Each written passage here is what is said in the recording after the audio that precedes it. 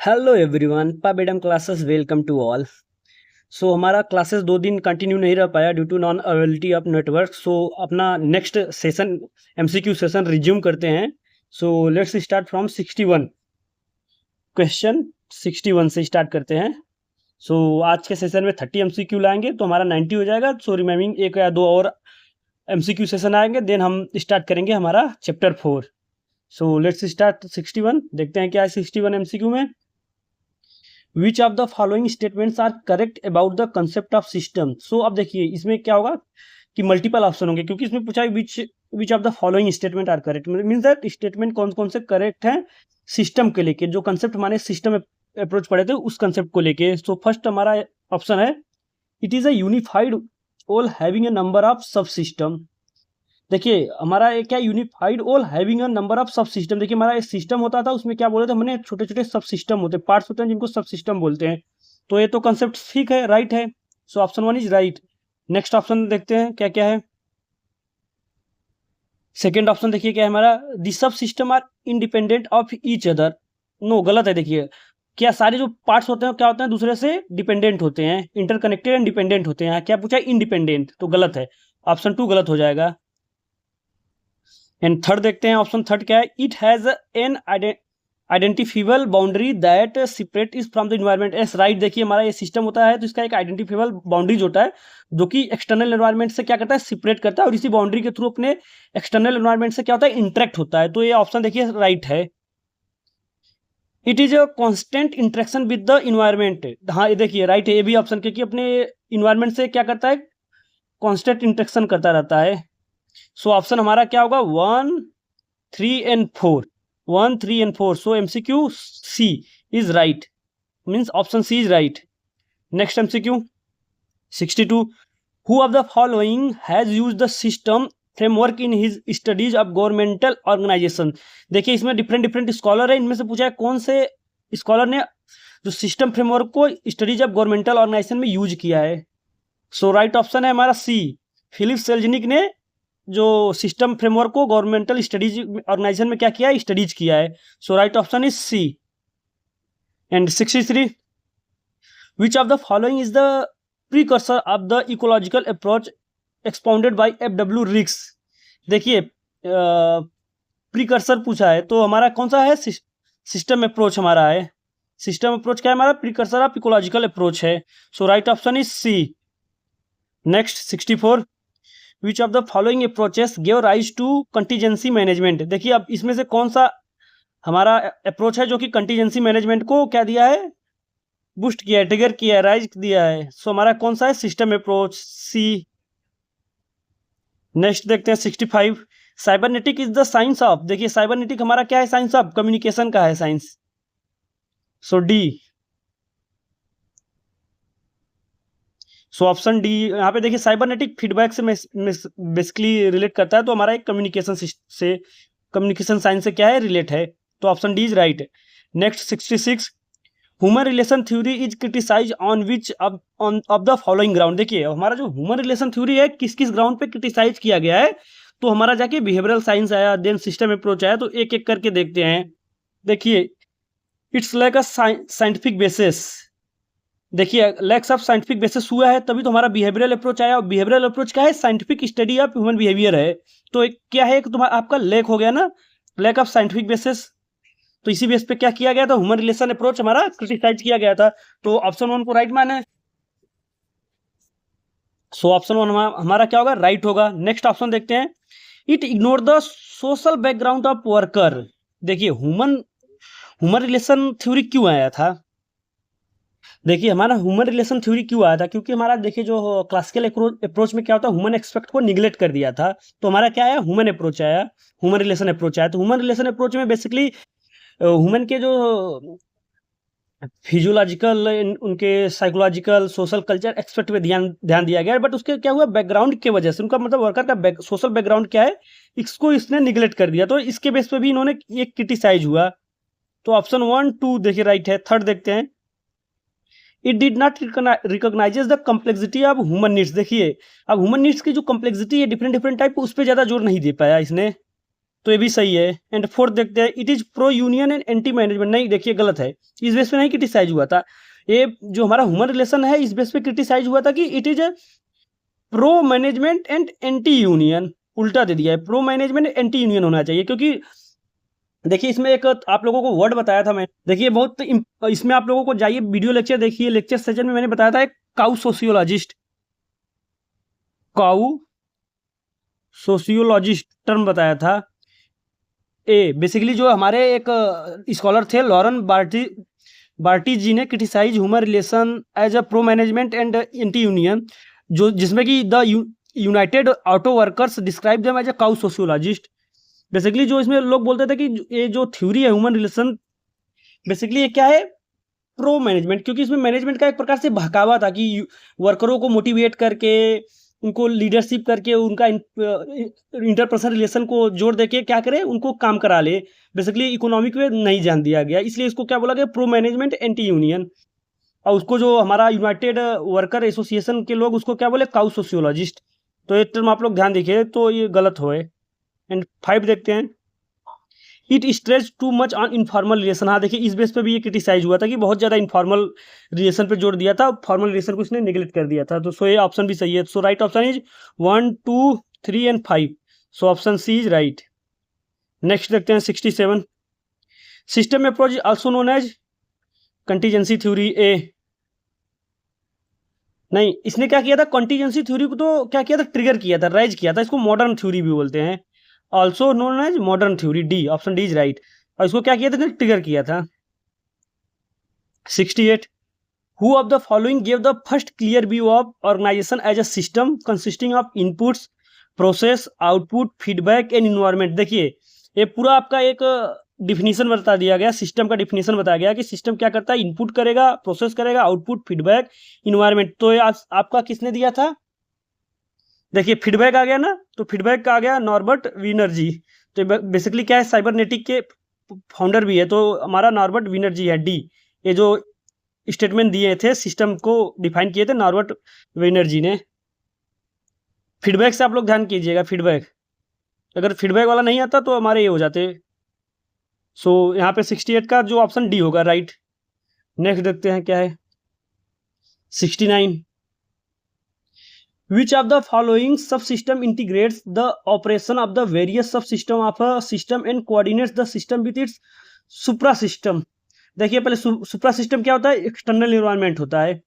सी देखिए बहुत ही अच्छा है पूछा, अगर आप लोगों को जो सब सिस्टम्स बताए थे हमने मैनेजमेंट के कितने सारे सब सिस्टम होते हैं, तो उसमें आप लोगों ने देखा था सेंटर पे हमारा क्या था, मैनेजमेंट सब सिस्टम था। मैनेजमेंट सिस्टम क्या करता था, सारे सब सिस्टम के एक्टिविटीज को क्या करता था, इंटीग्रेट करता था, उसको सुप्रा सिस्टम के साथ इंटरेक्ट होता था। तो हमारा क्या है, मैनेजमेंट सब सिस्टम है।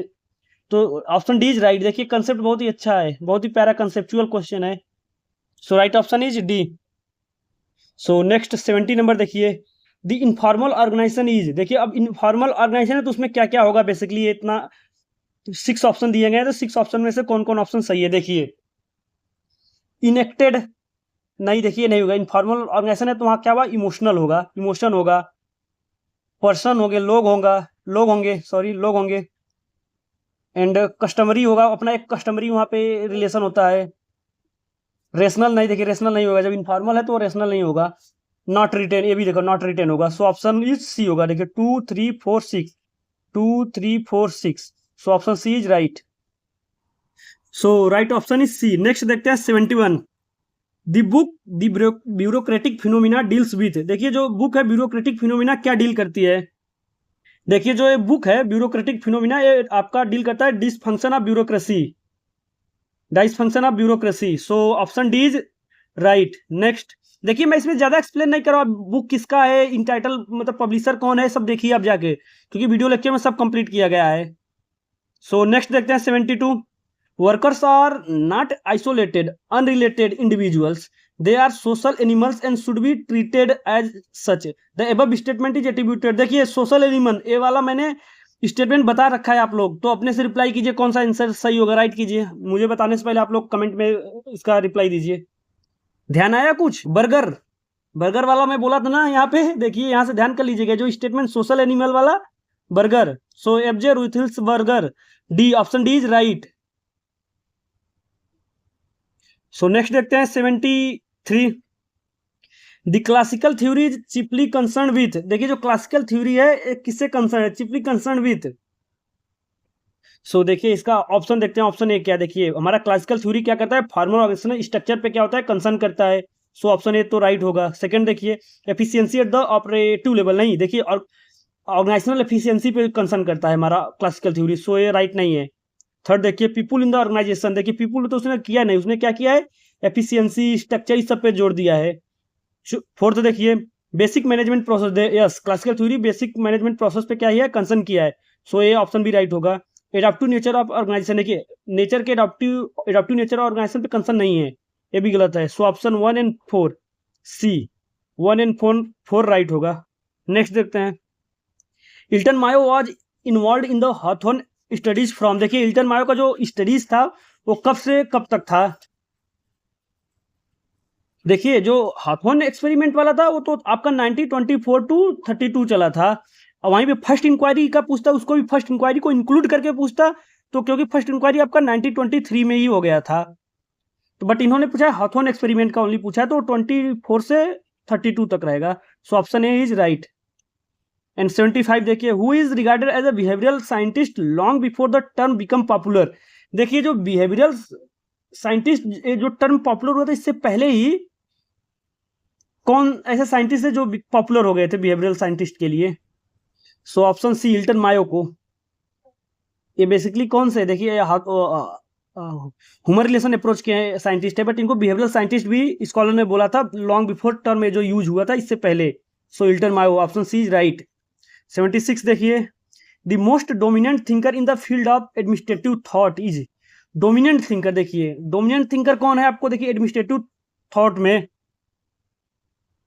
Max Weber ji, C Max Weber ji, इन्होंने ब्यूरोक्रेटिक थ्योरी बताया, इसमें क्या होगा डोमिनेंट थिंकर, इसलिए इनको बोला जाता है, C option C is right. 77 देखिए which of the following is not a work of Elton Mayo, देखिए ये जो ऑप्शन दिया है इनमें से इल्टन मायो का वर्क कौन सा नहीं है, देखिए यहाँ पे हमारे सारे ऑप्शन है ए बी सी डी। देखिए फर्स्ट देखिए social problem of an industrial civilization, देखिए बेसिकली वर्क से क्या है, मतलब ये जो पब्लिकेशन पूछा है, बुक्स पूछे हैं, तो इसमें इल्टन मायो को कौन कौन से बुक थे, देखिए जो पहला बुक था उनका human problems of an industrial civilization, देखिए ह्यूमन प्रॉब्लम, देखिए human problem of an industrial civilization, देखिए यहाँ पे मीनिंग ये गलत लिया, यहाँ पे सिविलाइजेशन होगा। ये आया था कब, 1933 में। देन उसके बाद आया था the social problems of industrial civilization, social problem 1945 में। And then political problem of industrial civilization 1947 में। सो देखिए ये सारे वर्क्स है किसके, इल्टन मायो के, तो यहाँ पे जो इकोनॉमिक है ये वाला नहीं है, ये ऐसा कोई बुक नहीं है इनका, economic problem of industrial civilization. So option C is right, क्योंकि पूछा है not a work. So next आइए 78 देखते हैं Which of the following statement are correct about the relationship between unity of command and unity of direction, देखिए बहुत ही अच्छा question है, unity of command and unity of direction में क्या पूछा है, रिलेशन पूछा है। सो देखिए जो यूनिटी ऑफ कमांड है ऑप्शन फर्स्ट, देखिए unity of command can not exist without unity of direction, देखिए यूनिटी ऑफ कमांड क्या होता है कि सबॉर्डिनेट हमारा हो एक से एक बॉस से क्या करे, ऑर्डर रिसीव करे, और यूनिटी ऑफ डायरेक्शन क्या होता है कि वन एक्शन वन प्लान होता है, मीन्स मतलब सारे ऑर्गेनाइजेशन के मेंबर क्या हो गए, एक गोल को अचीव करने के लिए अपना इफर्ट्स लगाएंगे, तो हमारा अगर ये तभी होगा जब यूनिटी ऑफ कमांड, तभी होगा जब यूनिटी ऑफ डायरेक्शन होगा, तो इसका मतलब ऑप्शन ए राइट है। Unity of command can not exist without unity of direction but does not flow from it. And second देखिए unity of direction is provided for by sound organization of the body corporate, देखिए yes unity of command turns on the functioning of the personal, देखिए जो unity of direction क्या है, corporate का क्या है, एक साउंड ऑर्गेनाइजेशन के द्वारा प्रोवाइड किया जाता है वहीं पे, और हमारा जो यूनिटी ऑफ कमांड क्या है, जो लोग एम्प्लॉय है उनका क्या है, फंक्शन है। सो देखिए ऑप्शन 1 2 दोनों राइट है, और जस्ट इसी का अपोजिट देखिए 3 में क्या है, कैन एग्जिस्ट लिख दिया है, तो ये गलत है। Unity of command is provided for sound, देखिए यहाँ पे उल्टा कर दिया, ये भी गलत है। So option 1 and 2 only right है, तो सी इज राइट 1 एंड 2। 79 देखिए which of the following pair is not correctly matched, not correctly match देखिए पूछा है। देखिए कंट्रीब्यूशन सेटिस्फेक्शन इक्विलिब्रियम, ये जो कंसेप्ट है बर्नार्ड का है, चेस्टर इरविंग बर्नार्ड जी का। सो ये देखिए तो कंसेप्ट क्या है, राइटली मैच्ड है, सो ये नहीं होगा सही। सेकंड देखिए सेटिस्फाइंग बिहेवियर, सेटिस्फाइंग बिहेवियर देखिए हर्बर्ट साइमन जी ने दिया था। फ्यूजन प्रोसेस ईडब्ल्यू बेके जी का, ये भी सही है। जोन ऑफ एक्सेप्टेंस नहीं, देखिए गलत है, जोन ऑफ एक्सेप्टेंस हमारे साइमन जी दिए थे, और जोन ऑफ इंडिफरेंस बर्नार्ड जी का है, तो ये करेक्टली मैच नहीं है ये। सो option D is right. 80 number देखिए क्या है, the most important critic of Taylorism.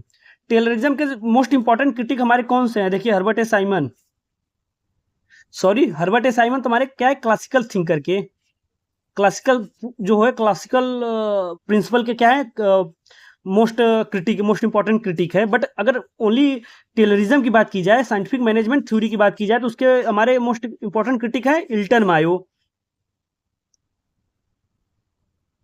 Next देखिए 81, in Weberian formulation bureaucracy refer to. देखिए वेबरियन फार्मूलेशन में ब्यूरोक्रेसी किसको रिफर करता है, the civil services, only services, civil service को रिफर करता है, नहीं ना, ऑप्शन है सही नहीं है। Second legalization of collective activities, देखिए कलेक्टिव एक्टिविटीज को क्या करना, लीगलाइज करना, ये भी नहीं है। The most efficient form of organization, ये भी नहीं है। रेशनलाइजेशन ऑफ कलेक्टिव एक्टिविटीज, देखिए जो कलेक्टिव एक्टिविटीज है उनको क्या करना, रेशनलाइज करना। So option D is right होगा। 82 देखिए, to whom bureaucracy was the continental nuisances. देखिए अब जो ब्यूरोक्रेसी वाज कॉन्टिनेंटल न्यूएंसेस किसने बोला था, देखिए है हमारे सी थॉमस कार्ले, इन्होंने बोला था ब्यूरोक्रेसी को कॉन्टिनेंटल न्यूएंसेस। सो 83 देखिए, who of the following has commented that in the Weberian ideal type of bureaucratic model the word ideal and type cancel each other. देखिए अब ये किसने बोला था कि जो बेबरियन ब्यूरोक्रेटिक मॉडल है, आइडियल टाइप ऑफ ब्यूरोक्रेसी का जो मॉडल दिया गया है, उसमें आइडियल एंड टाइप एक दूसरे को क्या करते हैं, कैंसिल करते हैं ईच अदर, ये किसने बोला था। सो देखिए कार्ल फ्रीडरिच ने बताया था कि इसमें जो ideal type of bureaucratic model दिया है, उसमें ideal and type cancel each other, ये वर्ड हमारे कार्ल फ्रीडरिच जी ने बोला था। So option D is right. So 84 देखते हैं क्या है, 84 एमसीक्यू हमारा, साइंटिफिक मैनेजमेंट प्राइमरली इन्वॉल्व। देखिए हमारा जो साइंटिफिक मैनेजमेंट थ्योरी है प्राइमरली क्या इन्वॉल्व करता है, क्या क्या है यहाँ पे देखिए। देखिए जो functional foremanship, time and motion study, differential piece system, हमारा क्या है, टेक्निक्स है। मेंटल रिवोल्यूशन, देखिए जो हमारा बेसिकली क्या इन्वॉल्व करता है, साइंटिफिक मैनेजमेंट प्राइमरली इन्वॉल्व करता है mental revolution. So option D is right. Next देखिए 85, the most important critic of Weber in terms of relevancy of Weberian model to the study of developing societies is। देखिए जो वेबरियन model का study हुआ था, उसके मतलब कि जो इंपॉर्टेंट क्रिटिक हैं वेबर के, वो कौन से हैं, तो हैं सी एफ.डब्ल्यू. रिग्स जी थे। ये जो हम लास्ट में जैसे हर किसी का थ्योरी पढ़ाया गया, उसके लास्ट में मैंने जो क्रिटिसाइज पढ़ाता गया है, क्रिटिकल इवोल्यूशन, उसमें कुछ कुछ स्कॉलर क्रिटिसाइज करते हैं उनके प्रिंसिपल को, उनके वर्ड्स को, तो उसमें बहुत इंपॉर्टेंट है वो, आप लोग को ध्यान देना पड़ेगा कौन कौन से स्कॉलर ने किस बेस पे क्रिटिसाइज किया गया है। सो यहाँ पे option C is right, FW. Riggs ji ने क्या किया था, क्रिटिसाइज किया था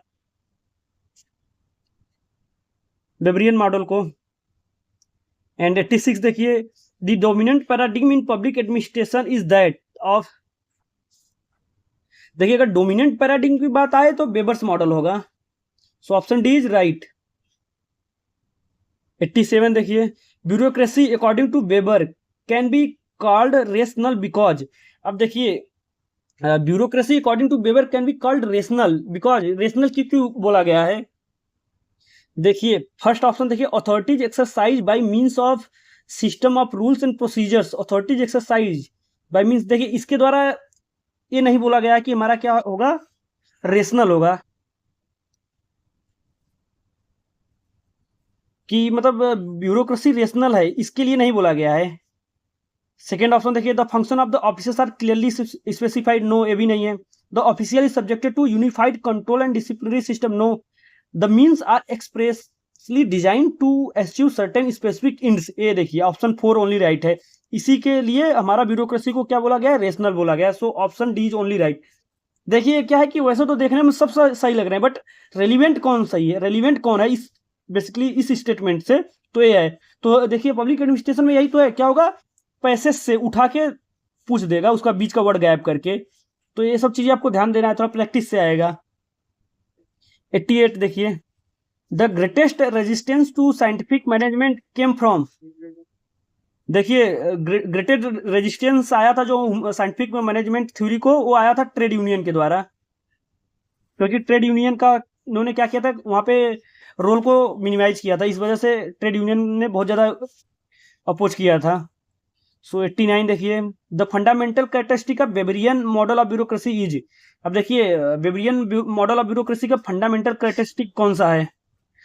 सो फंडामेंटल कैरेक्टरिस्टिक यहाँ पे है systems of rule. So D is right, system of rule. And last 19, Fayol's activities of an industrial undertaking are. देखिए Fayol's activities of industrial undertaking are. अब देखिए इंडस्ट्रियल जो अंडरटेकिंग है उनका एक्टिविटीज क्या है अकॉर्डिंग टू फ्यूल के द्वारा। देखिए जो फ्यूल जी ने बताया था, जो कमर्शियल अंडरटेकिंग है उनके क्या क्या एक्टिविटीज होंगे, इंडस्ट्रियल अंडरटेकिंग उनके हैं। देखिए C, commercial, managerial, technical, security, financial and accounting, ये एक्टिविटीज हमारे इंडस्ट्रियल अंडरटेकिंग परफॉर्म करते हैं according to Fayol. So option C is right. देखिए आज हमने 30 MCQ कवर किए हैं बेसिकली चैप्टर 3 के। नेक्स्ट अब 30 MCQ लाके या तो ऐसे करके चैप्टर खत्म करेंगे इसका MCQ सारा, उसके बाद हम चैप्टर 4 लाएंगे। तो रिक्वेस्ट आप लोग से है कि आप लोग खुद से भी थोड़ा ट्राई कीजिए, और इसे 1-2 बार आप ट्राई करेंगे तो आपको क्या होगा, आपको क्लैरिटी कॉन्फिडेंस आएगा। तो टर्म्स क्या है, कैसे टर्म्स पूछे जाएंगे, इसमें आप क्या होंगे, कॉन्फिडेंस हो जाएंगे। सो आज का वीडियो लेक्चर यहीं पे खत्म करते हैं, नेक्स्ट 30 MCQ सेशन लाएंगे कल। So please be with me and like and subscribe my channel for more updates regarding public administration UGC NET. Thank you.